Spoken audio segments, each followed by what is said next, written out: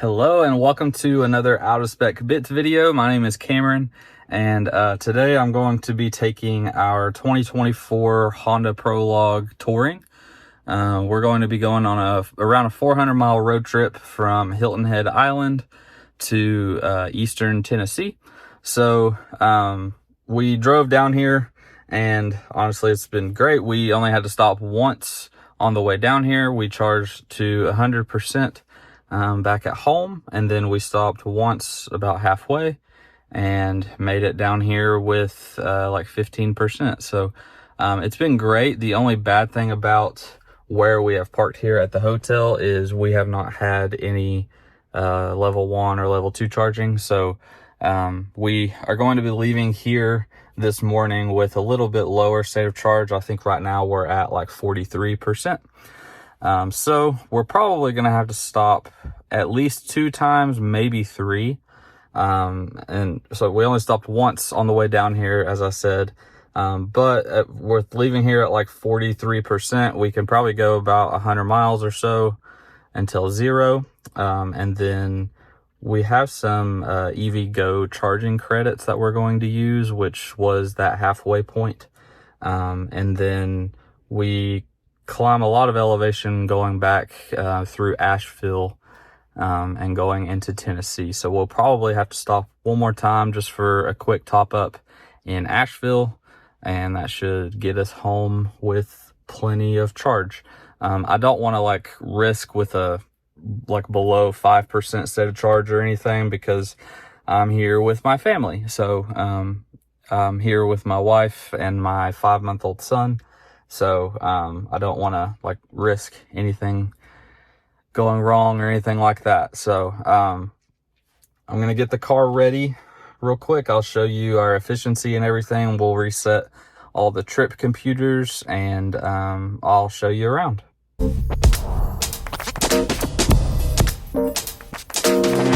All right, so we purchased this 2024 Honda Prologue back in March of this year. I believe it was a lease before, and I guess whoever had it didn't enjoy having an EV. So we bought this car with only like 2,500 miles or 3,000 miles on it. And as you can see, we've already put close to 9,000 miles. We'll definitely tick over 9,000 on the way home. And so honestly, this car's been perfect, knock on wood.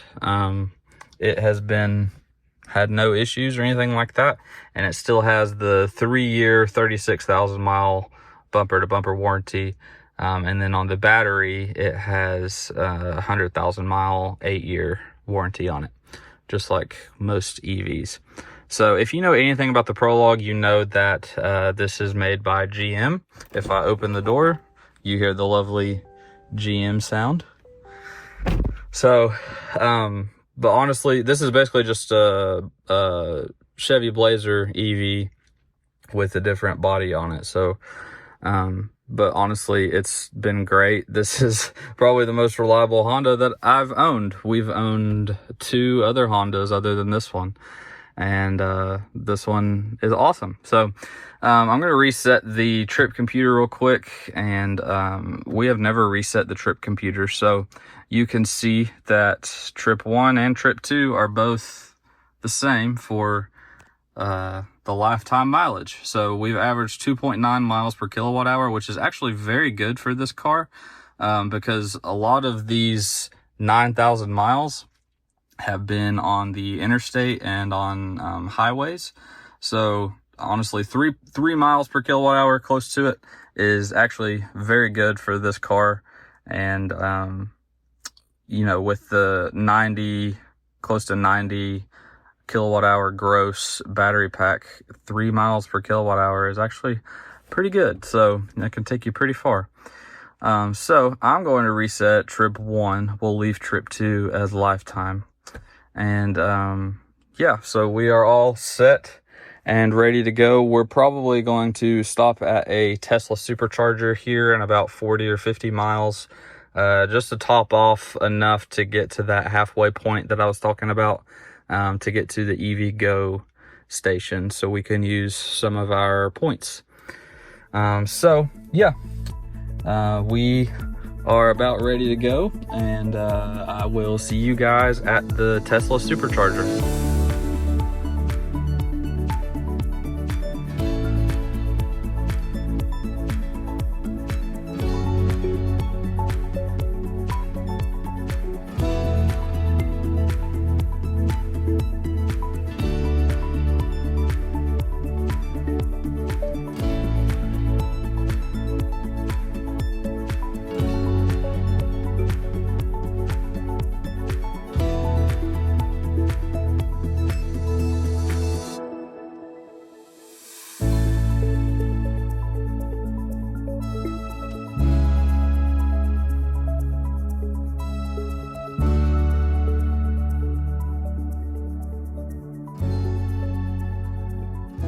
All right, so we have arrived here at the Supercharger, an empty Supercharger right now.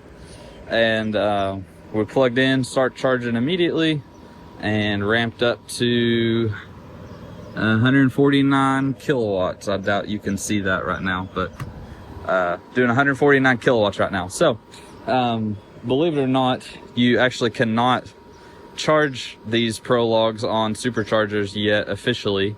Honda announced that would be coming sometime in the month of June, and we're about halfway through June and you still can't do it yet. But you've been able to charge these on Superchargers for quite a while now. You just have to tell the Tesla app that you're charging a Chevy Blazer. So we averaged about 3 miles per kilowatt hour. That was only about a 50-mile stretch. Again, we started with like 43% and ended with 28. So I believe we are going to charge to about 80 at this charger, because we have like a 150-mile stretch from here on out to the next charger, which is the EV Go, where we can use some of our credits for this car. So yeah, we're still ripping at 148 kilowatts. I bet it will ramp down pretty quickly. And the reason I say that is this car has very low voltage. So this is only about a 300 volt architecture. So that means in order to get your power that you need, the Supercharger has to output 500 amps like the entire time. And that overheats the battery pretty quickly. So it sits pretty flat at 150 until it overheats, and then it drops off pretty dramatically pretty quickly. And then as the cooling system kicks on and everything, it recovers, and eventually, so the charging curve kind of sits flat, goes down, and then it goes back up. So there is supposed to be a GM update coming. I don't know if it's coming for this car, but I think they released a charging update for the Blazer, so I hope that we get that update. So yeah, we're just gonna sit here until we get to about 80%, and we will be on our way up north.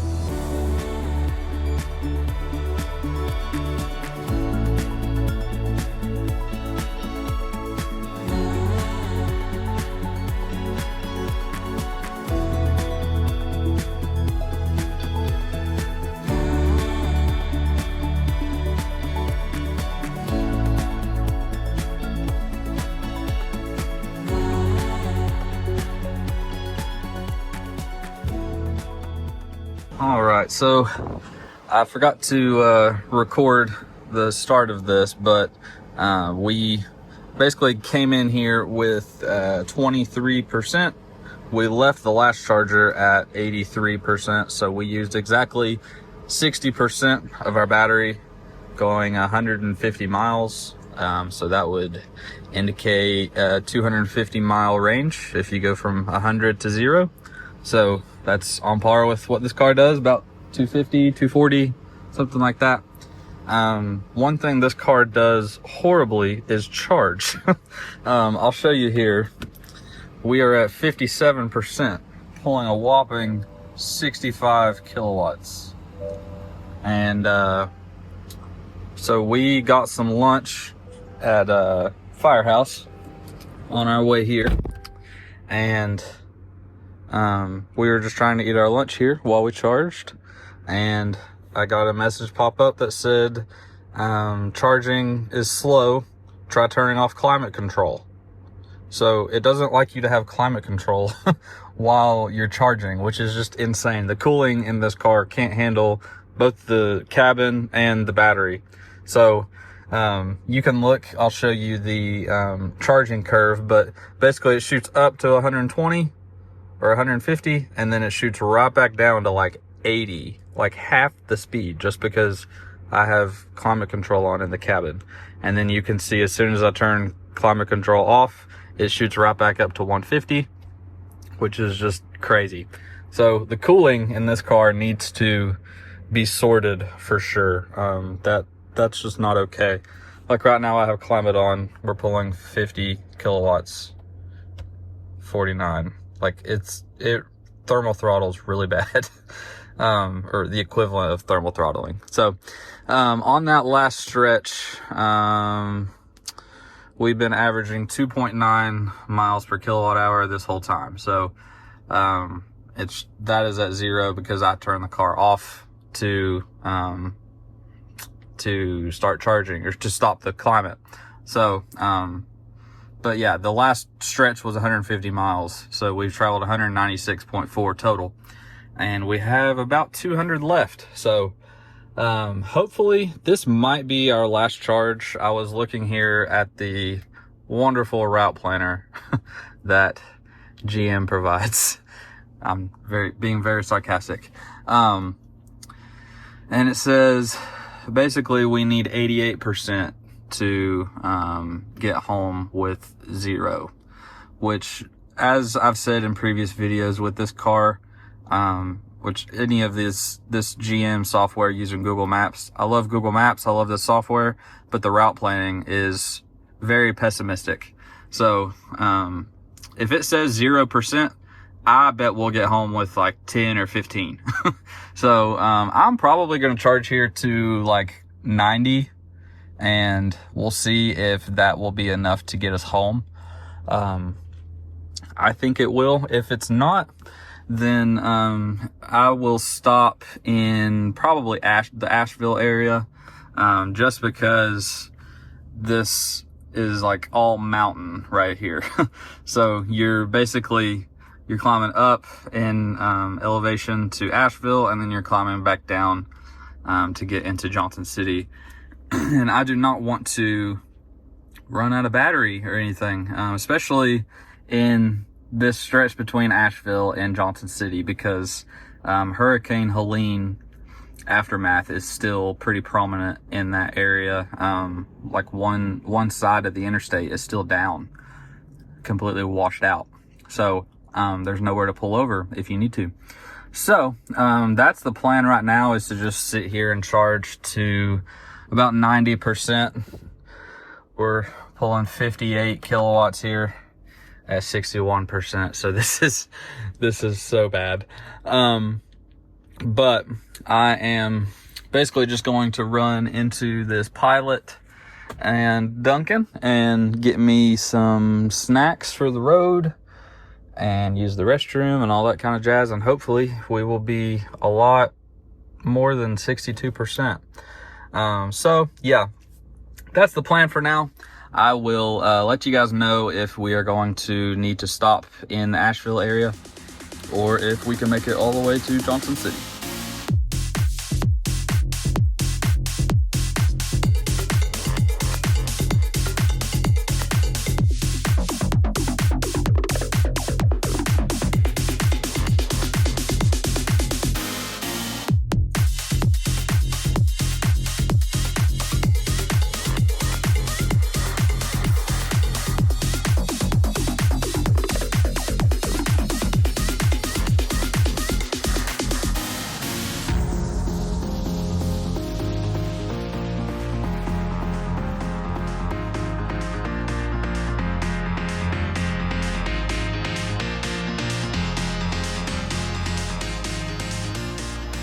All right, well, as you can see, we have made it home with a whopping 14%. So this navigation on here is very bad. Like I said, it was showing 0% at the last charger, and we got home with 14. So we basically just charged up to 90% at the last charger, and that was enough to get us home.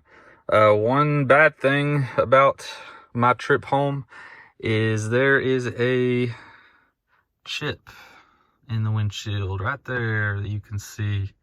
So that is awesome. So now I get to go deal with that this coming week. Came off of a dump truck coming through the other side of Asheville, so that's great. So for our trip, let's see here, we averaged 2.8 miles per kilowatt hour, so a total of 394.2 miles. So that's it for this trip.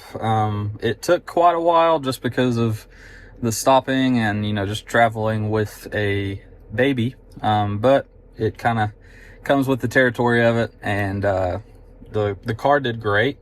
The only gripe I would have with it is the charging curve, which I hope that GM software update will eventually make its way down to this Prologue. It seems like the Prologue is a pretty popular choice in the US market, so I hope that GM kind of keeps updating and just making this car better, and I hope Honda supports it and stuff down the line years to come. Yeah, I mean, the last charger we charged to 90%. It did take a while to get up to 90%. We were there for like 45 minutes or something like that. For us, it wasn't too bad because we have a baby and he just needed some time to walk around and stuff like that. So we really didn't mind. We weren't like sitting around waiting for the car ever. So we stopped a total of 2 times on this trip, once at that Tesla Supercharger, and the one at the EVgo was the longest charge. That was about a 45-minute charge. So the charging curve should be somewhere in this video, but the charging curve on this car just looked insane. Like it just does not look like how a regular charging curve should look. So I really hope that update comes. I hope that this car can just sit flat out at 150 kilowatts until like 60-70%, and then maybe gradually go down. But who's to say? So that's it for today's video. I hope you guys enjoyed it, and yeah, I will see you guys in the next one.